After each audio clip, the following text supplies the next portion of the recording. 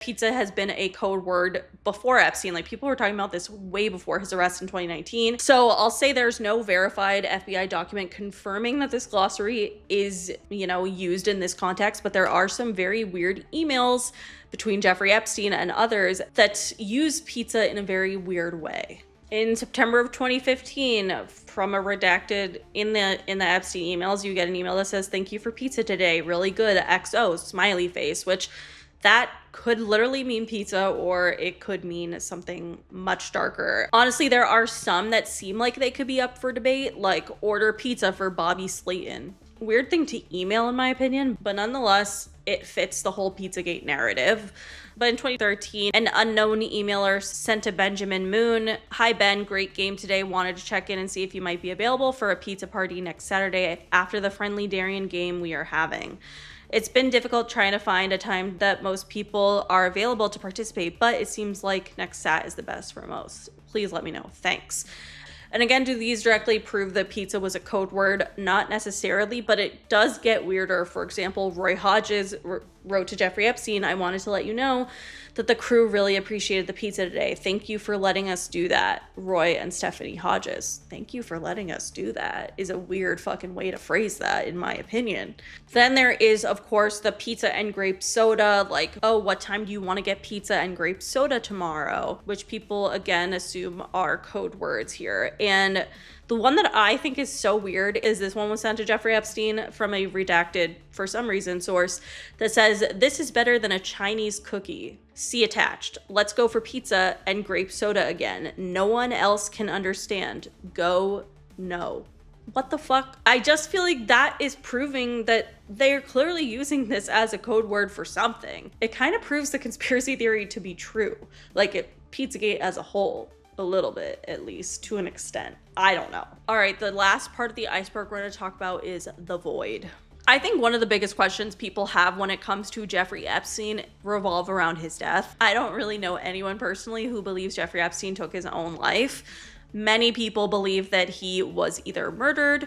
Some people believe that he is still alive to this day. There is a lot of conspiracy theories, but one I want to talk about in particular has to do with Hillary Clinton's brother, Tony Rodham, because this is nuts. So we only have to talk about the fact that both cameras outside of Epstein's cell malfunctioned for a couple of minutes. One allegedly had corrupted footage, and the other one apparently captured nothing usable. So that alone obviously is going to raise some questions. The guards apparently fell asleep, falsified logs, failed to perform required 30-minute check-ins, which is crazy considering at the time Jeffrey Epstein was a high-profile inmate who was on suicide watch, and he was taken off of suicide watch literally right before he died. Also, many people in Epstein's family, including his brother, believe that his neck fractures were consistent with homicidal strangulation rather than suicide. And there are multiple forensic pathologists and autopsy specialists who agree that it did not look like Jeffrey Epstein took his own life.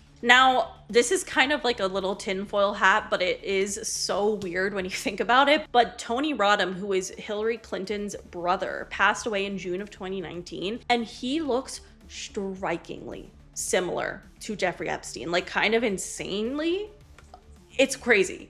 Like, I thought Andy Cohen and Jeffrey Epstein looked alike, but when I saw this guy, I was like, wait, what the fuck? In some pictures, they literally look like the same person. So there's been a long-running conspiracy theory that the autopsy photos released of Jeffrey Epstein are actually of Tony Rodham, and that Jeffrey Epstein is still alive. I don't know, because it is interesting, and the conspiracy theory doesn't fully rely on Tony Rodham, like, as a whole. Like, there are a lot of people who think the autopsy photos look fake. Many morticians claim that the autopsy photos do not look like a dead body whatsoever, in the way that, like, he is closing his eyes. It looks like he's holding them shut, which obviously he wouldn't be able to do if he were dead. But nonetheless, a lot of people think that he faked his death and is living in Israel. I think regardless of if it was Trump or Bill Clinton or whoever the hell it could have been that is involved, because at the end of the day, Jeffrey Epstein was not acting alone here, and the only people that have been convicted so far are Jeffrey and Ghislaine Maxwell.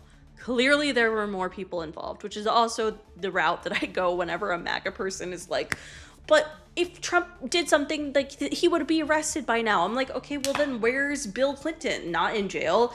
Where's everybody fucking else that was involved? Clearly there is information in the unredacted Epstein files that prove that there are people who were working with Jeffrey Epstein and doing the same crimes as him, and none of them are in jail.